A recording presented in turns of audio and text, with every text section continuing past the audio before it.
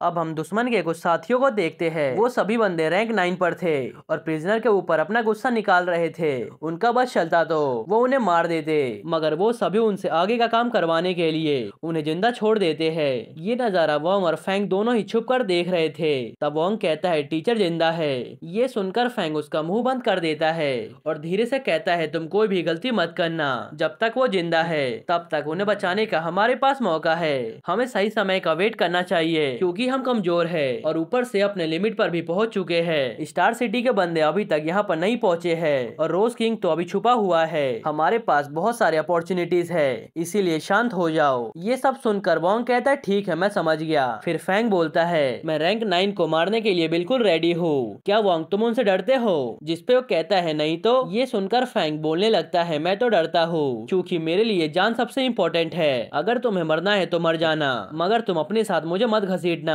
ये सुनकर वोंग कहने लगता है अभी अभी तो हम रैंक 9 वालों को मारने के लिए एक्साइटेड थे, तुम इतनी जल्दी अपने बात से कैसे पलट जाते हो? तभी उन दोनों को बाहर से किसी की आवाज आती है जो कि रैंक 9 वालों को बाहर निकलने को बोल रहा था। ये आवाज सुनकर वोंग कहता है मैंने ये आवाज पहले भी सुना है। फिर हम बाहर देखते हैं जहाँ पर स्टार सिटी का हेड और उसके साथी आ चुके थे। फिर देखते ही देखते उन दोनों टीम में लड़ाई होना शुरू हो जाती है। ये देखकर फैंग शॉक्ड होते हुए कहता है ये सब तो बिना बकवास किए ही फाइट करने लगे। तभी रैंक 9 वाली कहती है क्यों ना हम डोमेन में साथ में एंटर करें, फाइट करने का कोई भी फायदा नहीं है, इससे तुम अपने एंसिस्टर्स को देख भी पाओगे। ये सुनकर हेड कहते हैं मैं तुम जैसों को डोमेन के अंदर तो जाने भी ना दूं। इधर फैंग कहता है जल्दी से हमें बाम्बू को ढूंढना चाहिए, वो पक्का प्रॉफिट की चीजें चुराने का ट्राई कर रहा होगा। उधर देखो वो रहा छुप कर बैठा हुआ है। ये सुनकर वोंग पूछता है वो बंदा तो कैटाकॉम्ब का है, क्या हो अगर वो हमारे ऊपर हमला कर दे तो? जिस पे फैंग कहता है ग्रैंड मास्टर यांग इतना भी पागल नहीं है, अगर कोई बाहर खड़ा बंदा उसके ऊपर हमला करेगा तो वो भी उसके ऊपर जरूर अटैक करेंगे। इधर बाम्बू एक जगह छुपा हुआ था। तभी वो देखता है अटैक होने के कारण से दीवारों के मलबे टूटने लगते हैं और उसके ऊपर गिर रहे थे। ये देखकर वो सोचने लगता है लड़ाई तो यहाँ से बहुत ही दूर हो रही है, फिर ये मलबे मेरे ऊपर क्यों गिर रहे हैं? मैं वेट करूंगा उस पल का जब ये सब कुछ ठीक हो जाएगा, उसके बाद ही मैं उनके ऊपर अटैक कर दूंगा। इधर फैंग हंसते हुए सोचता है वो बंदा कितना बेवकूफ है, वो मलबे और बाकी के अटैक से बचने के लिए अपने पावर का यूज कर रहा है और सभी को अपने लोकेशन के बारे में बता रहा है। अब हम देखते हैं बाम्बू जाकर दुश्मन के ऊपर हमला कर देता है। ये देखकर दुश्मन कहते हैं अगर तुम मरना चाहते हो तो मरने के लिए तैयार हो जाओ। हम देखते हैं उसके बॉडी में ट्री चमकने लगता है, इससे हमें पता चलता है उसकी स्पिरिट इस लड़की से कनेक्टेड है। फिर देखते ही देखते वो ट्री वहाँ पर समन हो जाता है और उन सभी के ऊपर अटैक करना भी शुरू कर देता है और सभी को अपने रूट से पकड़ने लगता है। वो ग्रैंड मास्टर को भी पकड़ लेता है। ये देखकर वो अपना अल्टीमेट अटैक करके उसे अपने आप को छुड़ाने का ट्राई करते हैं, मगर वो ट्री भी कम नहीं था, वो भी अटैक पर अटैक करे जा रहा था। अब हम कुछ देर बाद का सीन देखते हैं जहाँ उस जगह पर सिर्फ तबाही मची हुई थी। फैंग आवाज देते हुए वोंग को ढूंढने लगता है। हम देखते हैं ग्रैंड मास्टर बम्बू और बाकी सभी से फाइट किए जा रहे थे। तभी फैंग देखता है उसके सामने दो स्केलेटन फाइट कर रहे हैं। फिर वो अचानक से रुक जाते हैं और फैंग को घूरना शुरू कर देते हैं। ये देखकर वो पूछने लगता है तुम सब फाइट क्यों कर रहे हो और मुझे क्यों देख रहे हो? तभी फैंग नोटिस करता है वो भी एक गोल्डन स्केलेटन बन चुका है, जिस कारण से वो बंदे उसे पहचान लिए कि वो भी एक दुश्मन है। फिर फैंग जल्दी से अपने ऑरा को छुपा लेता है और एक कोने में छुप जाता है, जिस कारण से बाकी के दो स्केलेटन उसे पहचान नहीं पाते। फिर वो सोचने लगता है इन्हें कुत्ते की तरह फाइट करने दो, जब ये मारे जाएंगे तब मैं इनकी चीजें लेकर भाग जाऊंगा। दूसरी तरफ बाकी के दुश्मन बाम्बू को मारने का ट्राई करते हैं, मगर बाम्बू का लाइफ एसेंस इतना ज्यादा था कि वो उसका कुछ बिगाड़ नहीं पाता। फिर ग्रैंड मास्टर चाइनीज में कुछ वर्ड्स लिखते हुए बाम्बू के ऊपर गिराना शुरू कर देते हैं। ये देखकर वो बंदा शॉक्ड होते हुए सोचता है ये भी इसे लिख सकते हैं। इधर बाम्बू सोचता है अच्छा तो ये मुझे डोमेन में फेंकना चाहते हैं ताकि ये मुझे मार सके, इसका मतलब जो इसने वर्ड्स लिखे हैं उसके अंदर मुझे मारने का पावर छुपा हुआ है। फिर वो अपने पावर से उन वर्ड्स को तोड़ने लगता है। ये देखकर सभी शॉक्ड थे। कुछ देर बाद एक बड़ा धमाका होता है, जिसके बाद बाम्बू तो कहीं भी दिखाई नहीं देता। ये देखकर फैंग कहता है बाम्बू अभी मरा हुआ नहीं है, बस उसकी मेंटेलिटी गायब हो गई है, मगर इन दुश्मन के अंदर फाइट करने की पावर कहाँ से आ रही है जो ये अभी भी फाइट करे जा रही है। तभी उन सबका ध्यान फैंग पर जाता है, जिसे देखते हुए वो कहते हैं एक मिनट यहाँ तो रैंक 8 अभी भी बचा हुआ है। ये देखकर फैंग सोचता है ये लोग मेरे ऑरा को फील कर रहे हैं, इसका मतलब मेरे नाटक को खत्म करने का समय आ चुका है। फिर फैंग उनकी बातों को ध्यान से सुनता है और अपने आप को बचाने के लिए कैटाकॉम्ब बॉम्ब के लैंग्वेज में ह्यूमन कहता है ताकि ग्रैंड मास्टर को पता चल जाए वो एक ह्यूमन है और उसे बचाने की ट्राई करे। और होता भी कुछ ऐसा ही है। जब दुश्मन उसे मारने के लिए बढ़ते हैं तब फैंग अपने आप को बचाने के लिए अपने अगल बगल शील्ड बना लेता है।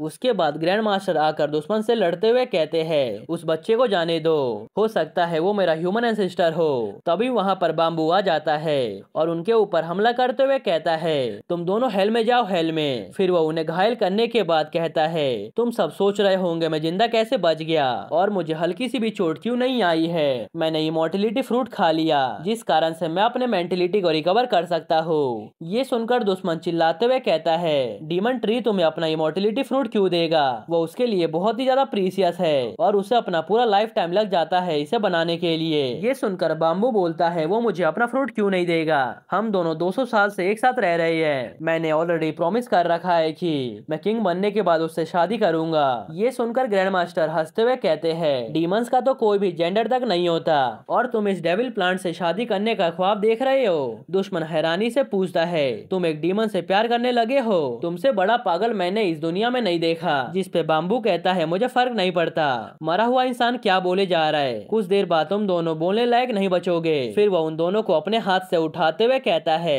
रैंक 9 को मैं मार नहीं सकता तो क्या हो गया, मैं तुम्हें स्पेस में भेज दूंगा। फिर वो अपने पावर को यूज करने लगता है। तभी अचानक से उसे दर्द होना शुरू हो जाता है, उसके ऊपर कोई मेंटेलिटी से हमला किए जा रहा था। ये देखकर फैंग कहने लगता है नहीं मैं ये सब नहीं कर रहा हूँ। अब हमें पता चलता है बाम्बू के ऊपर मेंटेलिटी से अटैक उसके एक सोल्जर ने किया था जो कि फील्ड में बाद में आया था, जिस कारण से वो जिंदा बच गया था। इसे यहाँ पर असली राजा ने भेजा था। ये जानकर बाम्बू को बहुत ही गुस्सा आता है कि उसके अपने साथियों ने ही उसे धोखा दे दिया। फिर वो सोल्जर एक पोर्टल ओपन करते हुए कहता है मैं जब रियल में एंटर कर जाऊंगा तब मैं तुम्हारी हेल्प करूंगा गार्डियन तक पहुंचने में, इसीलिए अभी के लिए तुम यहाँ पर इंतजार करो। तभी पीछे से फैंग उस बंदे के ऊपर अटैक कर देता है। ये देखकर बाम्बू हंसते हुए कहता है ये मुझे धोखा देने आया था मगर इसे किसी और ने ही धोखा दे दिया।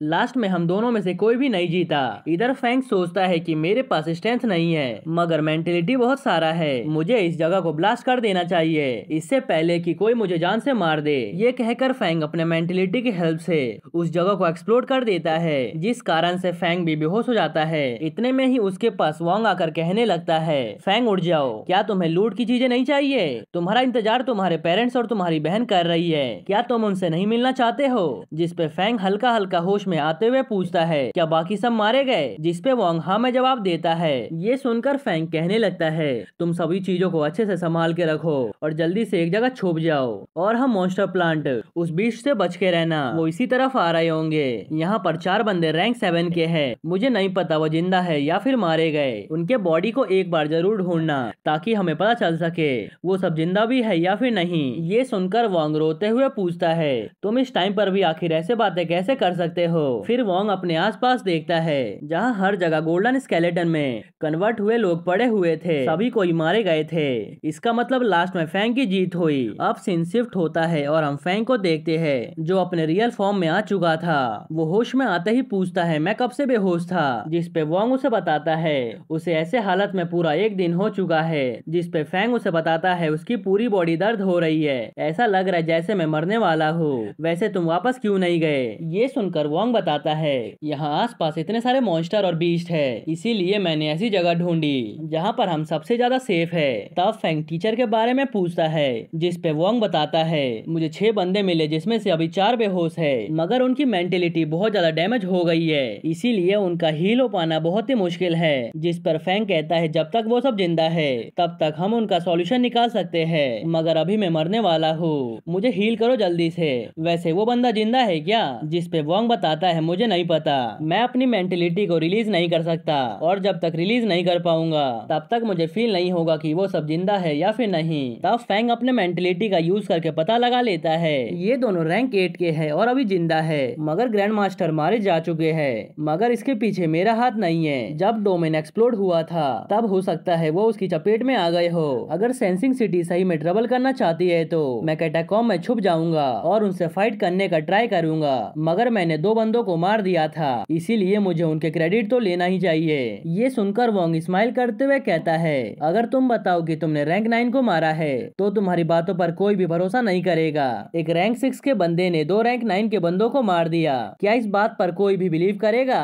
जिस पर फैंग वहाँ के सभी सामान को लूटते हुए कहता है, तुम सब ये बात भूल जाओ और जल्दी से यहाँ का सामान लूट लो। ये देखो बाम्बू, ये रहा, ये मरा नहीं है, मगर ऐसा करते हैं इसे मार देते हैं, उसके बाद इसका लाइफ एसेंस और बाकी सभी चीजें हमारी हो जाएगी। ये देखो इसके बॉडी में अभी भी लाइफ एसेंस फ्लो कर रहा है और इसकी बॉडी को हील करे जा रहा है। मुझे इसे जल्दी से ब्रेक करना होगा, नहीं तो ये खत्म हो जाएगा। फिर फैंग उसके बॉडी से लाइफ एसेंस निकालते हुए कहता है, जल्दी से इसे ले लो, इससे पहले कि इसकी बॉडी हील होना शुरू हो जाए। इसने कम से कम आधा तो यूज कर ही लिया होगा, अब हमारी बारी है। फिर फैंग सोचने लगता है, लाइफ एसेंस की वैल्यू सिस्टम में बहुत ज्यादा होती है, इस बार तो मेरे हाथ लॉटरी लग चुका है।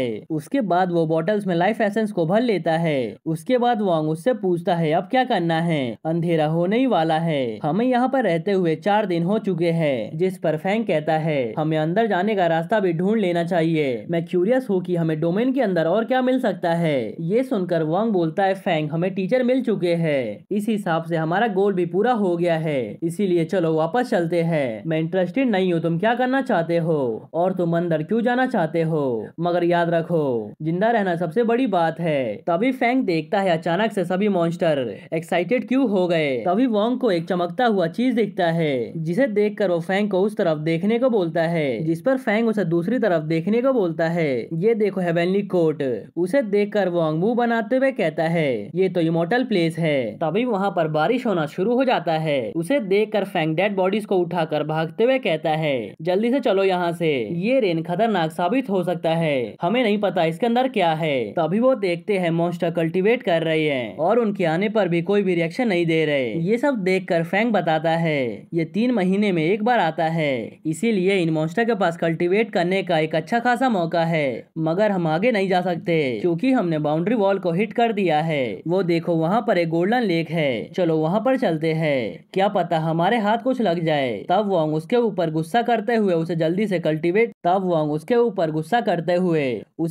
कल्टीवेट करने को बोलता है। ये सुनकर फैंग कंसंट्रेट करते हुए कल्टीवेशन पर फोकस करना भी शुरू कर देता है। फिर वो दोनों ही जैसे कल्टीवेट करते हैं वैसे ही उन्हें कुछ दिक्कत आना शुरू हो जाता है, जिस कारण से वो समझ जाते हैं कि उन्हें किसी और की हेल्प चाहिए। तभी वो दोनों देखते हैं हेवनली कोर्ट से कुछ तो उड़ते हुए बाहर आ रहा है। ये कोई और नहीं बल्कि किन और सॉन्ग थे। सीधा ऊपर से नीचे गिरते हैं। नीचे आते ही किन सॉन्ग को मारना शुरू कर देता है।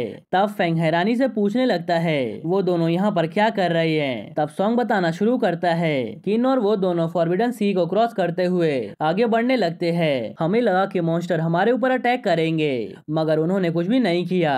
तब फैंग बताता है वो सब कल्टीवेट कर रहे थे, जिस कारण से वो आसानी से पार कर पाए। ये सुनकर सॉन्ग बताना शुरू करता है, जब हम हेवनली कोर्ट पहुंचे तब मुझे ऐसा लगा जैसे मैं यहाँ पर पहले भी आ चुका हूँ। मुझे उसके अंदर इंसान भी दिखे, मगर मैं वहाँ पर जा नहीं पाया और मुझे किन खींचकर वापस ले आया। ये किन तो बहुत बड़ा डिसअपॉइंटमेंट है, ये जब से आया है तब से खाए जा रहा है। फिर फैंग उसे खाने से रोकता है, जिस पर किन कहता है, ये इमोर्टल सॉइल है जो मैं वहाँ से लाया हूँ और इसे लेने की सोचना भी मत, ये सलाइवा से भरा हुआ है। फिर किन एक एविल स्माइल पास करते हुए कहता है, ये तो एनर्जी से भरा हुआ है, ऐसा लग रहा है जैसे मेरा नया जन्म हुआ है। ये बस सॉइल की तरह दिखता है मगर है नहीं। तब फैंग कहता है, सही कहा, ऐसा लग रहा है जैसे तुम मेडिसिनल सॉइल लेकर आए हो। हम देखते हैं कि किन के टकले पर बहुत घने बाल आ गए थे, ऐसा लग रहा था जैसे उसने आदिवासी तेल लगा लिया अपने टकले पर। किन कंफ्यूज होते हुए पूछता है, तुम क्या बोल रहे हो? जिस पर फैंग कहता है, कुछ नहीं, मैं तो तुम्हें कांग्रेचुलेशन बोल रहा हूँ यहाँ पर जिंदा लौट कर आने के लिए। अब सीन शिफ्ट होता है और हम प्रिंसिपल को देखते हैं जो फील करते हुए बताते हैं, अभी अभी एक डिमोनिक बीस्ट ने अपना रास्ता बदल लिया रोज सिटी की तरफ। आखिर वहाँ पर हो क्या रहा है और रोज सिटी का किंग कहाँ पर है? कहीं ऐसा तो नहीं है कि डिमोनिक बीस्ट एक स्पाई का काम कर रहा है? जिस पे चीफ कहती है, जब रोज सिटी डिस्ट्रॉय हुआ था तब रोज सिटी का पूरा पाथ ही चेंज हो गया था, वो पक्का सील डोमेन में गया होगा, मगर इन बीस्ट ने अचानक से डिमोनिक प्लांट पर अटैक क्यों कर दिया? कहीं ऐसा तो नहीं है कि रोज के किंग के पास भी डिवाइन वेपन है? फिर चीफ प्रिंसिपल को आगे बैटल फील्ड में फाइट करने को बोलती है। ये सुनकर सरीना गुस्से में पूछती है, क्या आप उन्हें मरवाना चाहती हो?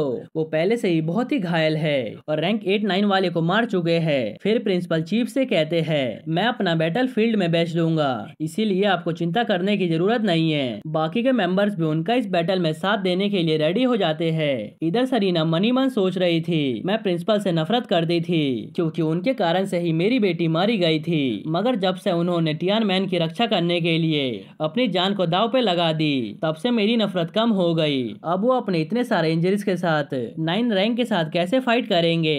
मेरे फादर मिसिंग हो गए, बेटी मारी गई और अब मेरा पति मौत के मुंह में जा रहा है। आखिर ये सब मेरे साथ क्यों हो रहा है। तभी प्रिंसिपल सरीना को समझाते हुए कहता है मैं भी प्रिंसिपल नहीं बनना चाहता हूँ, मैं तो बस एक नॉर्मल फाइटर बनना चाहता हूँ और दुश्मनों का खात्मा करना चाहता हूँ। मैं स्कूल में रहकर फ्रस्ट्रेट हो चुका था, मगर फाइनली अब मुझे अच्छा लग रहा है। मुझे कुछ बातों का रिग्रेट है कि मैं अपनी बेटी को नहीं बचा पाया और अब अपनी वाइफ को छोड़कर जा रहा हूँ। तुम्हें जिंदा रहना होगा। ये सुनकर सरीना रोते हुए उनसे माफी मांगने लगती है। तब प्रिंसिपल कहते हैं क्या एक हस्बैंड वाइफ के बीच में सॉरी बोलना अच्छा होता है। तभी वहाँ पर फैंग और बाकी सब आ जाते हैं। किसी के हाथ में रोज किंग था तो किसी के हाथ में गोल्डन बॉडी वाले दुश्मन। ये देखकर सब बहुत ही शॉक्ड होते हैं। फिर फैंग वहाँ पर आके सभी चीजें बताने लगता है कि क्या क्या हुआ था। ये सुनकर प्रिंसिपल उनके ऊपर गुस्सा करने लगते हैं कि उसे डोमेन में जाकर रैंक 9 से फाइट करने की क्या जरूरत थी, जिस पे फैंग अपनी सफाई देना शुरू कर देता है कि मेरा ये सब करने का कोई भी इरादा नहीं था, मगर मेरी बॉडी गोल्डन बन चुकी थी और मुझे अपनी जान को बचाने के लिए वहाँ के सभी चीजों को एक्सप्लोर करना पड़ा।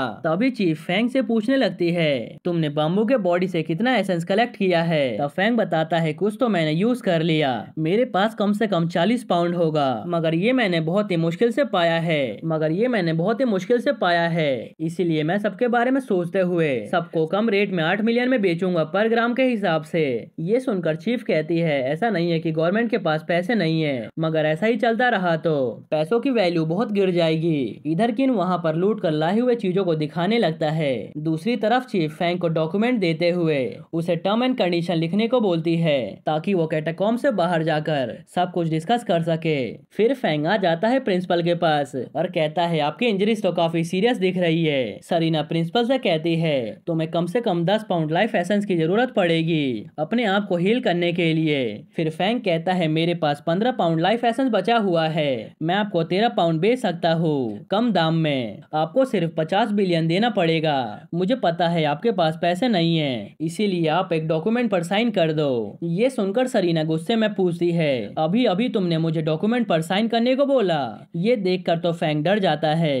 इधर दूसरे मास्टर सोचते हैं बेचारे प्रिंसिपल 50 बिलियन कहां से लाएंगे, इनका स्टूडेंट कितना लालची है, आखिर सॉन्ग भी तो उनके साथ गया था, वो क्या लेकर आया है। इसके हाथ में तो डिवाइन वेपन्स और एनर्जी स्टोन्स दिख रहे हैं। इधर चीफ को पता चल जाता है कि फैंग ने लाइफ एसेंस के बारे में झूठ बोला है और उसने गवर्नमेंट से लाइफ एसेंस चुराने का ट्राई किया है। ये देखकर चीफ उसे लास्ट वार्निंग देकर छोड़ देती है। उसके बाद फैंग सभी को हल्का हल्का लाइफ एसेंस पिलाना शुरू कर देता है ताकि सभी के सभी हील हो जाए। फिर फैंग आकर पूछता है क्या रोज किंग का फ्लावर मारा गया, मैंने सुना था रोज किंग और उसके फ्लावर का अफेयर चल रहा है। ये देखकर तो सभी लोग बहुत ही शॉक्ड होते हैं और मनी मन सोचते हैं आखिर एक इंसान किसी डिमोनिक प्लांट से कैसे प्यार कर सकता है। तब किन कहता है प्यार अंधा होता है। और इसी के साथ ये एपिसोड यहीं पर खत्म होता है। अगर आपको यह एपिसोड थोड़ा सा भी अच्छा लगा हो तो प्लीज वीडियो को लाइक कर देना।